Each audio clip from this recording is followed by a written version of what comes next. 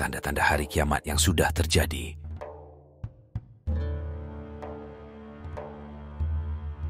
1. Bulan terbelah. Terbelahnya bulan merupakan salah satu tanda kiamat kecil yang peristiwanya sudah terjadi di zaman Nabi Muhammad SAW.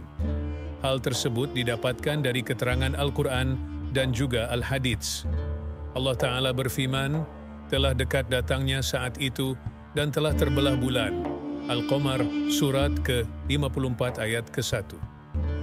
Dari Ibnu Mas'ud radhiyallahu an, dia berkata, pada masa Rasulullah Shallallahu Alaihi Wasallam, bulan terbelah menjadi dua bagian.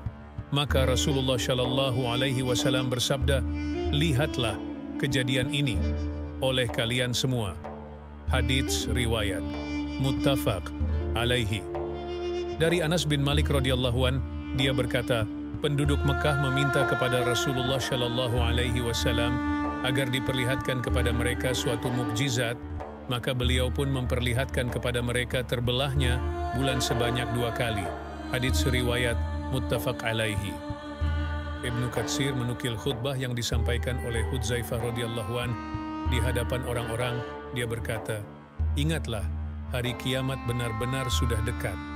Bukankah bulan sudah terbelah? Dan bukankah dunia ini akan hancur lebur?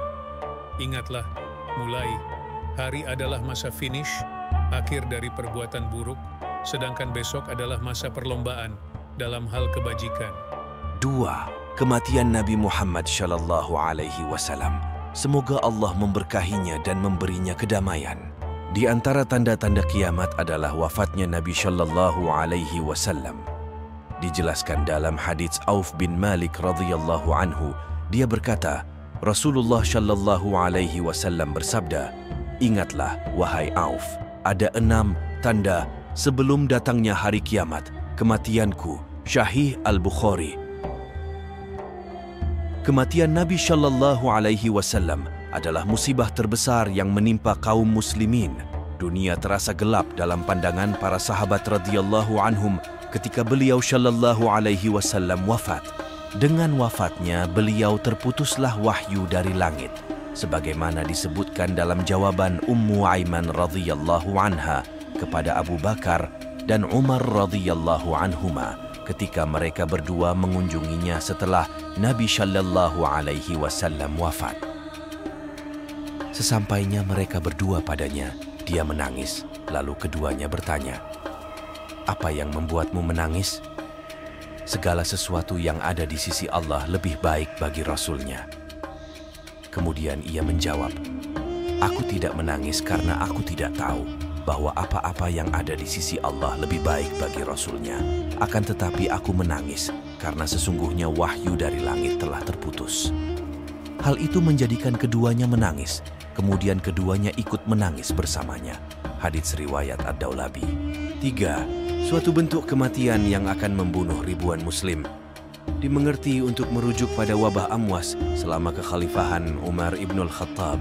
Wabah Amwas, Emmaus, atau wabah Syria terjadi sekitar tahun 17 atau 18 Hijriah atau 638 atau 639 Masehi, 6 tahun setelah Nabi wafat, atau pada masa kekhalifahan Umar bin Al-Khattab radhiyallahu an.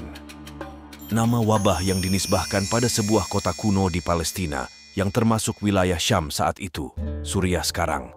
Ini ditimbulkan oleh kutu yang terinfeksi bakteri Yersinia, pestis yang dibawa oleh binatang kecil semacam serangga. Dianggap salah satu wabah besar, karena saat itu menewaskan kurang lebih 25.000 pasukan muslim yang sedang berhadapan dengan tentara Bizantium. 4. Pertempuran besar di Madinah dipahami sebagai pertempuran Al-Harrah selama kekhalifahan Yazid 63H. Pertempuran Al-Harrah adalah sebuah pertempuran antara tentara Umayyah dari Syam yang dipimpin oleh Muslim bin Uqbah dan penduduk Madinah yang terdiri dari kaum Anshor dan Muhajirin Harat Waqim, timur laut Madinah pada 26 Agustus 683 Masehi, yang berakhir dengan kemenangan Umayyah dan penjarahan terhadap kota Madinah. 5. Penaklukan Muslim atas Yerusalem 2 September 1187.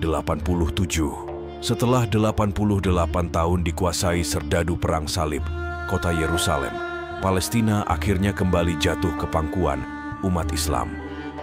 Tepat pada 2 Oktober 1187 atau setelah 3 bulan berupaya, dalam pertempuran Hattin, pasukan tentara Islam yang dipimpin Salahuddin Al-Ayyubi berhasil menaklukkan dan membebaskan kota suci itu dari kezaliman dan kebiadaban. 6. Penaklukan Muslim atas Konstantinopel. Tepat pada hari Selasa pada tanggal 20 Jumadil Ula 857 Hijriah atau bertepatan dengan 9 Mei 1453 568 tahun silam. Sultan Mehmed II atau yang lebih dikenal sebagai Muhammad Al-Fatih berhasil membebaskan Konstantinopel, pusat Kekaisaran Romawi Timur, Bizantium, sesuai dengan bisyarah, kabar gembira Rasulullah SAW sekitar 8 abad sebelumnya. Abdullah bin Amru bin Al-Ash berkata bahwa ketika kami duduk di sekeliling Rasulullah SAW untuk menulis, tiba-tiba beliau SAW ditanya tentang kota manakah yang akan difutuh, dibebaskan terlebih dahulu, apakah kota Konstantinopel atau kota Roma. Rasulullah SAW menjawab, kota Heraklius terlebih dahulu, maksudnya Konstantinopel. Hadits riwayat Ahmad. 7. 2 kelompok besar Muslim yang berperang diriwayatkan dari Abu Hurairah radhiyallahu an bahwa Nabi Shallallahu Alaihi Wasallam bersabda, hari kiamat tidak akan terjadi hingga 2 kelompok berperang. Pembunuhan besar-besaran akan berlangsung dan mereka berperang dengan tuntutan yang sama. Hadits riwayat Bukhari Muslim. 8. Perang antara orang Islam dan orang bermata kecil memakai sendal dari rambut diartikan untuk menyebut invasi Mongol Tatar di tanah Islam.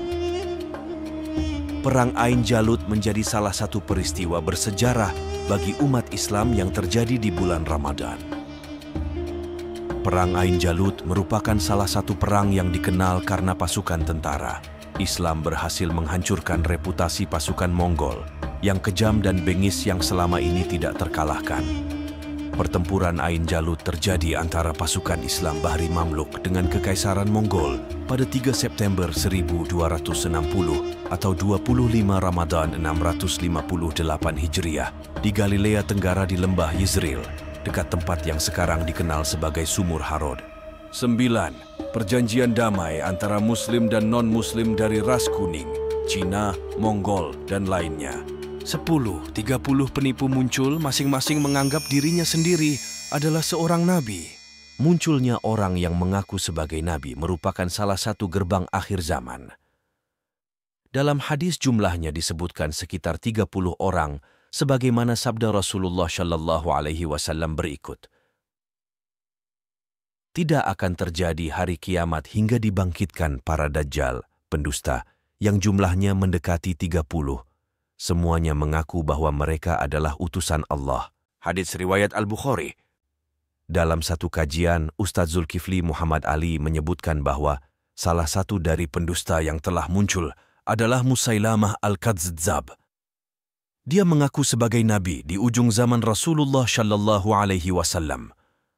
Rasulullah sempat mengirimi surat kepadanya dan menamakannya Musailamah Al-Kadzdzab, si pendusta.